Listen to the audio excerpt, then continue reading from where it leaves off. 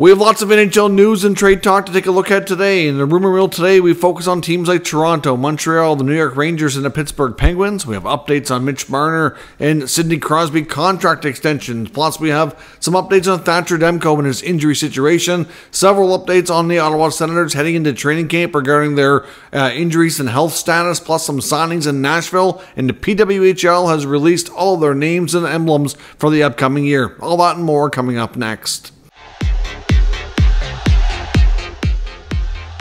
So welcome back to another video here at Top Shelf Hockey. As I mentioned, we have lots to talk about today. Lots of news coming around the NHL today. Big reveal in the PWHL as well, which we'll get to here in a short time. But before we jump into a lot of that news, today was the funeral service for Johnny and Matthew Gaudreau. So obviously a very sad day for the family and many of the close friends that were in attendance. It was live streamed as well on the Blue Jackets website and I believe the Flames website as well. I know I did get to watch a good chunk of it, and it was very emotional, very sad listening, especially when it got to the point where Johnny's wife Meredith had a lengthy speech that she gave, very raw, very emotional, as you can only imagine.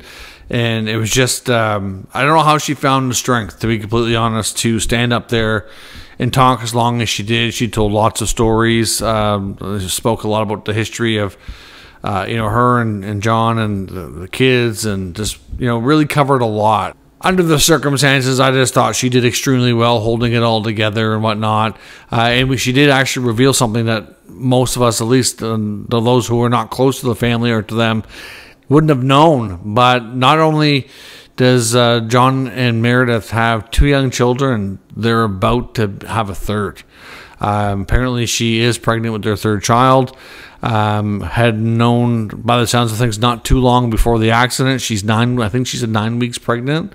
So given where, looking at the timelines of the accident, she mentioned about one of the greatest weeks of her life was just not too long ago, earlier in the summer, after finding out and confirming the pregnancy, telling Johnny about it, and just having some time where they get to be a family of 5 and plan and all that. And it's just so unfair, so sad. I've talked about the Gaudreau situation at length numerous occasions, and it's really, really difficult. I can only imagine what the family is going through. All kinds of big NHL personalities in attendance that were close with Johnny today, and it was a terrific turnout. There's just so much. You could make an argument, like, even though I personally I never knew Johnny Gaudreau personally, right?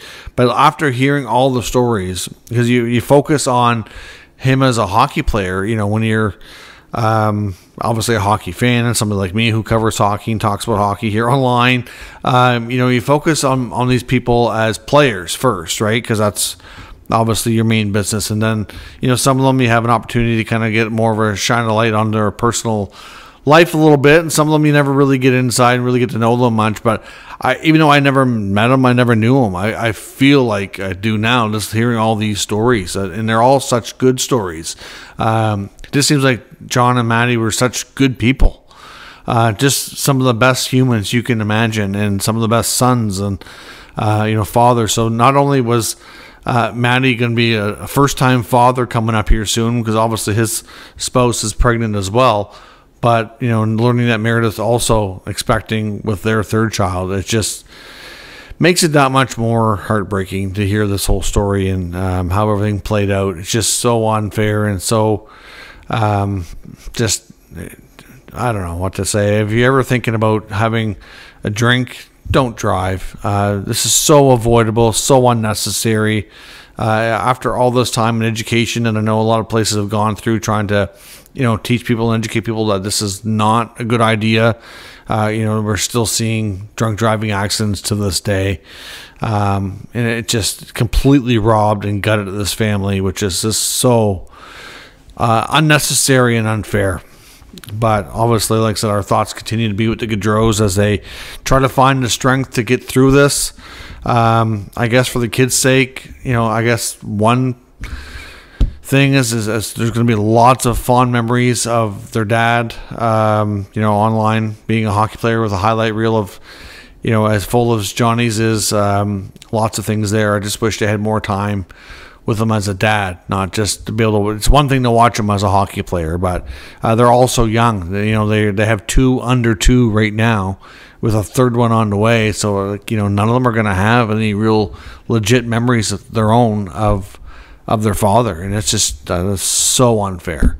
I'm sure they're going to hear lots of stories from their mom and grandparents and aunts, uncles, and everybody around them. I'm sure there's probably some video that they have. Everybody has video nowadays for the early days, but it's just not enough. And it just, I don't know. I can go on here for a long stretch on how unfair and heartbreaking this whole thing is. But obviously John and Maddie laid to rest today, and just another emotional toll with that whole Gaudreau situation. On to the other news we've seen today. The Nashville Predators announced a couple of signings today, a couple of RFAs. Looked after Juuso Parssinen. Comes to terms. He had a lengthy negotiation with the Preds, and after that it comes to a 1-year, 2-way deal, $775. Nashville also today announced they've signed Mark Del Gaizo, 1-year, 2-way deal as well. Today was also the annual Ottawa Senators charity golf tournament that they have every year, which usually comes anywhere from a few days or a week or so before camp, which is great to see. A great turnout. A couple of absentee people there today, but for the most part, 95% of the Sens team is intact. Of course, right now the NHL has their media tour, which is going on in Vegas. So the Sens did have, I believe, Shane Pinto is out doing the media there, and Brady Tkachuk was not in attendance because he and his wife are expecting their first child, and he's on baby watch. Apparently, she was ready to go anytime, and so he had to stay close to home to be with her.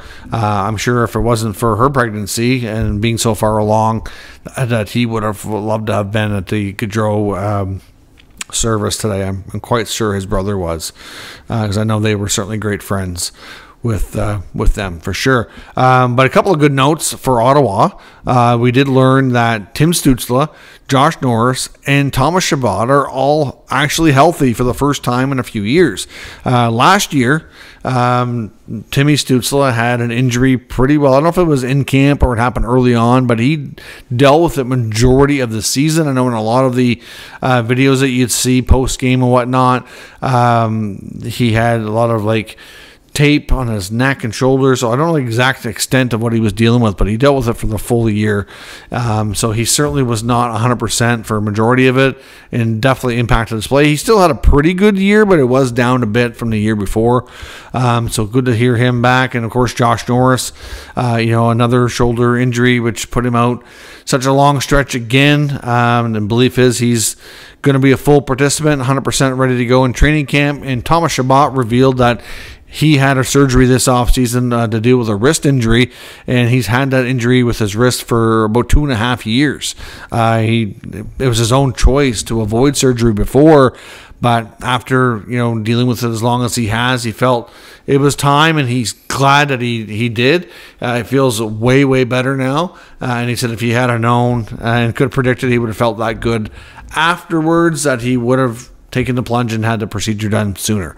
But the fact that those 3 guys, which were all, playing hurt or missing chunks of last year, are all healthy, which is a tremendous step in the right direction for Ottawa to have a better start between that and the additions that they've made in the offseason with Linus Ullmark, David Perron, Michael Amadio, etc., Nick Jensen on the back end. There's certainly a lot more optimism that they'll be able to have a better start and be able to have a better season. So that's good news on that front. In Vancouver, more updates on Thatcher Demko. We heard from Elliot Friedman, and we've heard from Rick Dhaliwal as well. Basically, I guess the whole premise around what might have caused the injury in the playoffs last year was the fact that Demko, the feeling is that he was rushed to get back. And sometimes when you're rushing to get through an injury and to get back, sometimes you make it worse or you create a new injury. And that appears to be what's happened. At this point, Dhaliwal says that he is making some progress, but it's the slow and steady type. He did skate for the first time in the offseason not long ago. but I don't believe he took any shots or really did anything. I think he just was a light skate. I believe he's going to be doing that again, but we don't know the extent of it. So at this point, we don't know really what their status is for going after another goaltender. I think they want to get into camp and better evaluate Demko and see where he's at before they make a move.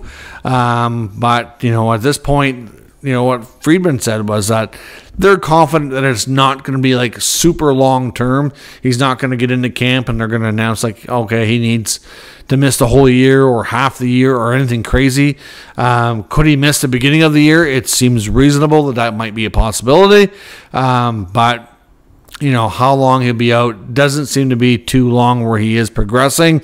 With the practicing and the workload and all of that, I know that Friedman was saying that because of the feeling that he was rushed and everything, that they're going to have to adjust his workload and they're going to have to adjust how he practices, and that essentially a lot more rest is going to have to be incorporated into how he does things. And that clearly, being overworked seems to have played a role. At least that's the general feeling from what these guys are being told.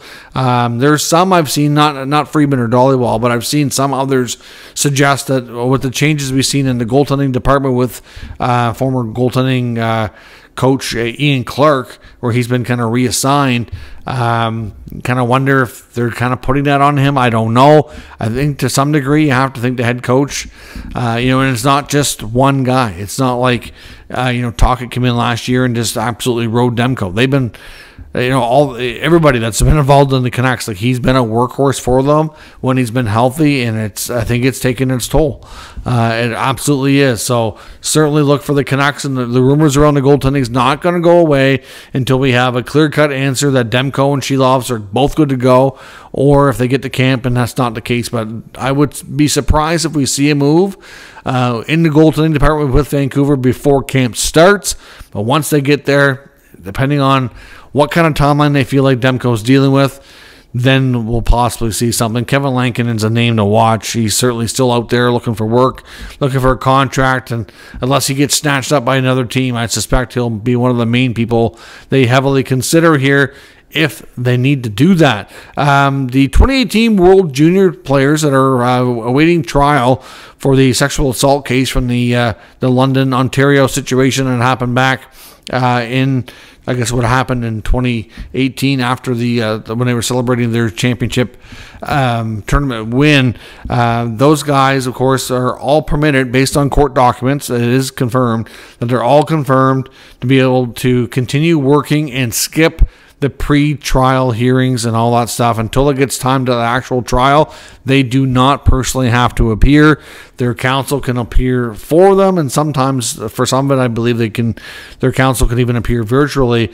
But we know that Dylan Dubé and Michael McLeod are playing over in the KHL. We do know that we've heard recently from the court documents that Alex Formanton, as I talked about in the last day or two, is not playing hockey anywhere, that he's pretty well... sounds like he's kind of, given up his hockey career, and he's learning to be a heavy equipment operator, working construction in Barrie, Ontario. And then Carter Hart, who of course hails from Alberta, has been residing there. And these documents indicate as well that Carter Hart would like to relocate to, I believe, Tennessee, I believe the Nashville area, for full-time training is what he wants to do. Not sure. I'm assuming that he's planning on trying to get back into being an NHL player when the trial is over, and that he wants to stay in shape.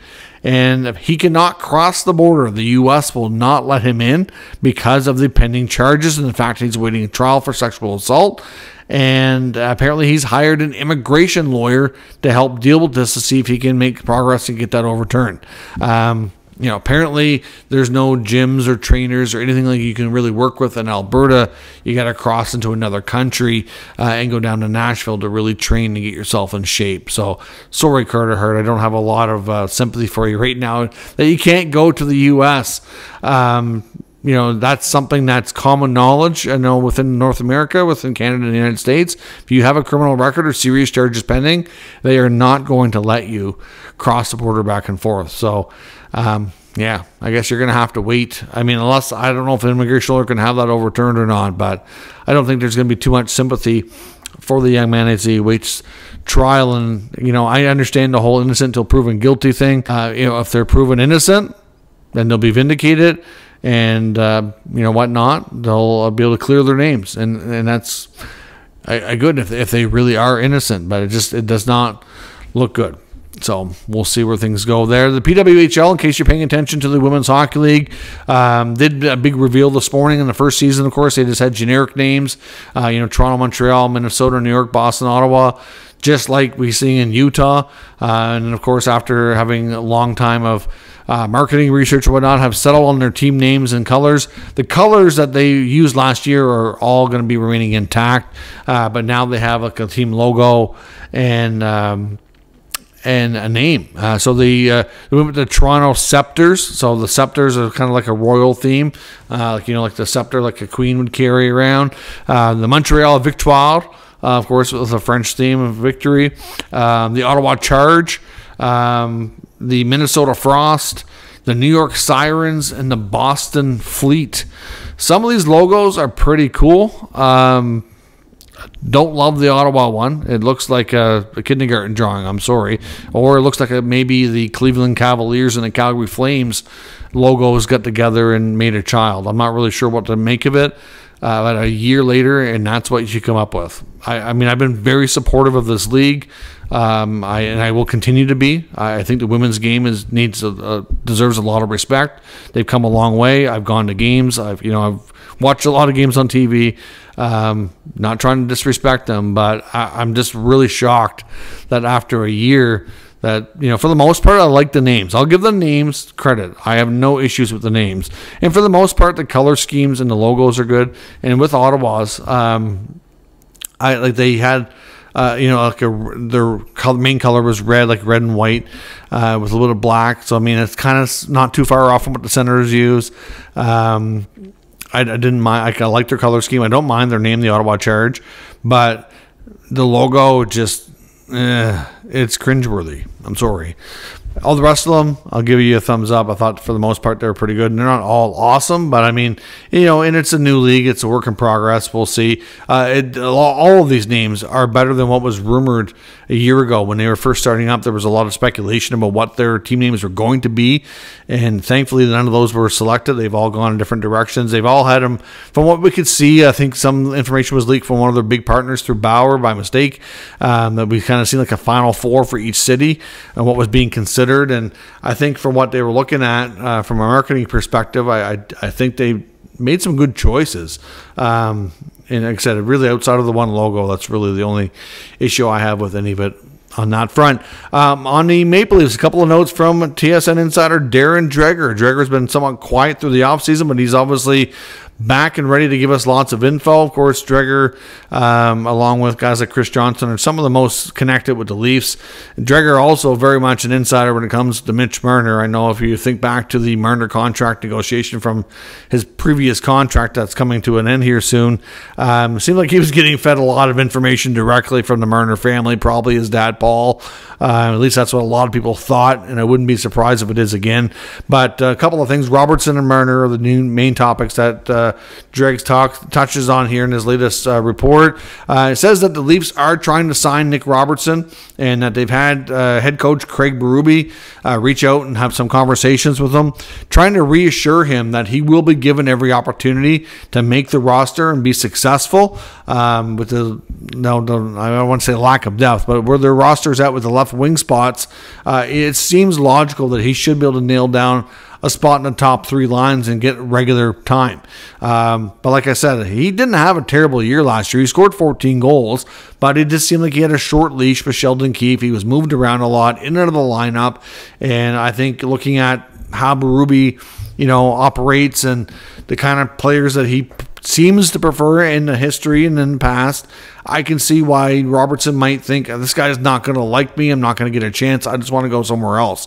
He's kind of, heard that song and danced and tired of it. And I don't blame him. But at the same time, they have not really jumped to accommodate his trade request. According to Dreger, they really haven't haven't really tried very hard by the sounds of it at all, which explains why it hasn't happened, because honestly I think there'd be a decent amount of interest in this young player.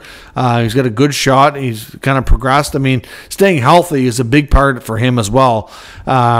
And, clearly, like I said, there's an opportunity there. A lot of media think he'd be crazy to not sign. And Dreger's indicating here that essentially after all these conversations, there's a lot more optimism that he very well will eventually re-sign here and show up to camp. So we'll see. Obviously, depending on how things go, maybe that trade request is something he forgets about, and maybe it's something he, ends up bringing back up and wanting. And again, I will see. But for now, optimism, according to Dreger, that he'll stay and sign. When it comes to Mitch Marner, he said that there's no real rush on a contract extension. There's really been no heavy negotiations or anything of that nature, but that the team and the player and the agent have a good relationship, and that there is an appetite to work out a long-term extension. So, and he says at least that's what Mitch wants, and I have no doubt that's what Mitch would want. He's a local kid. Why would he want to leave? I know sometimes the pressure from the media can be a little daunting at times, but from Dreger to get it in, especially if he is getting the information from family, which I would not be shocked if that's the case, because we do know he is connected there. That's of course what they would tell him. Now, at the end of the day, I think whether or not Marner stays or not is going to be about a couple of things. And for one, it's going to be how the season goes. This is a telltale season. Either he comes out and has at least his average to normal regular season with an above average performance in the playoffs and really shows that I can perform when it matters most, and they decide, you know what, we'd be crazy to trade him, we got to keep him. So that's how he can prove that that they should do that. And obviously the big thing here is it's up to the team. At the end of the day, they have to believe that they're going to be able to win with him. And he's got to convince them of that. And I think that's kind of where things are at here. So I have no doubt that if you ask Marner and he had his way, he would stay all day, every day and be a Leaf for life. I think that's what he wants more than anything. I said he grew up in the area. I can't see him wanting to leave. So we'll see. But according to Dreger, there is some mutual appetite for a long-term extension. But no negotiations or anything really going on right now. It's going to be a kind of wait and see, take our time approach, which is not shocking at all. Some updates on Sidney Crosby. Crosby himself, appearing at the NHL media tour in Vegas, says that he's optimistic about getting a deal done with the Pittsburgh Penguins. Obviously, after the full summer of not signing and all the speculation, he had to expect that there would be contract extension questions asked to him when he had to speak to the media. So again, we don't know really what's going to go down here with Pittsburgh. And, obviously all the reports kind of indicate that he wants to see how things go, and he's not sure how long he wants to play. And for him to say he's optimistic it's going to get done, I'm not going to say here that for 100%, he's staying for sure or he's leaving for sure. I honestly think, like Marner, a lot is going to depend on how the season goes, and he needs to see that this team is going in the right direction and feel like he can be in a competitive situation. As Elliot Friedman said on his last podcast just a few days ago, Crosby is an ultra-competitive person, and he has that burning desire to still want to win. And if he's not confident he can do that there, then that might be what it takes for him to accept the idea that maybe I do need to move on. I think at the same time, though, like Marner, his first choice would be to stay and be a lifelong Penguin. So I do think this is going to be, again, most likely a take your time and careful approach and no rush. But according to Crosby, he's optimistic it'll get done. And I have no doubt that that's what he honestly feels. Now, another update with Pittsburgh as well. Pittsburgh Hockey Now. Dan Kondrasky says that he wonders about There's lots of teams around the NHL that are going to be possibly needing goaltending help, some that we kind of know of already, and some that are kind of, depending on how camp goes, could join that list.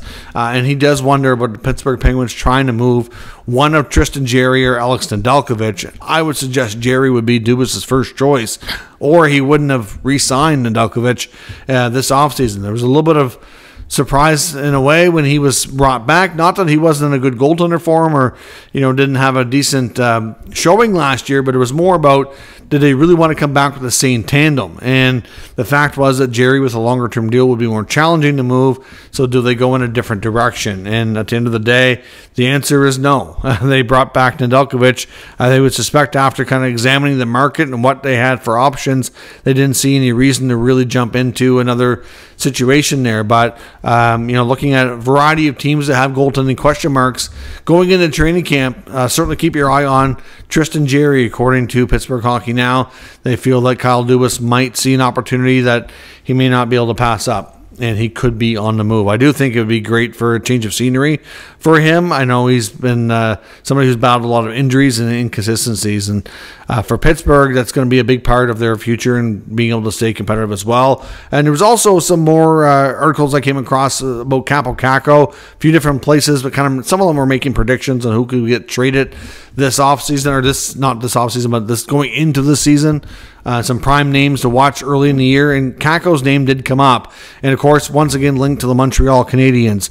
Of course, I think that's largely because of the connection to Jeff Gorton, the fact that he was there when he was drafted and all that. Right now, I can say that Kakko is definitely a player that I would say has a high probability of being moved this year, but I think Chris Drury definitely wants to be patient here and not rush, because he doesn't want to sell super low. This guy's is a former number 2 overall pick, and he has struggled, and he doesn't have very much value right now. If he has a good start to the year, I think Drury would be wise to take advantage of that while the value goes up, and to make the move and get what you can. Because at this point, he hasn't proven that he can be consistent at a higher level long term. And if you do want to make a move, you got to pick your spot. Sometimes teams wait too long, and then the value dissipates, and then there's nothing really to get. You end up letting the player walk as a free agent eventually, and then you move on that way. But does Kakko have a long-term future with the Rangers? I don't think he does right now, and I do suspect if he has a good start to the year that he would be a prime candidate of a take advantage, sell high while the value's up. Would Montreal be in that mix? Maybe, but it's going to boil down to the price. I do believe that he is a player that they had a look at this offseason, but I think they want to see more before they consider it, and I think there might be some other types of players they look at first. So I understand the connection to Montreal. Kakko has been continuously linked there. We'll have to wait and see. I'm not sure exactly that's going to be where he ends up if he does end up getting moved, but time will tell. Let me know your thoughts on all of today's news and rumors in the comment section. We'll discuss further. If you're new to the channel, make sure you subscribe and stick around. We'll keep you up to date with the latest news, rumors, and analysis of all 32 NHL teams. Thanks for watching. I'll catch you next time.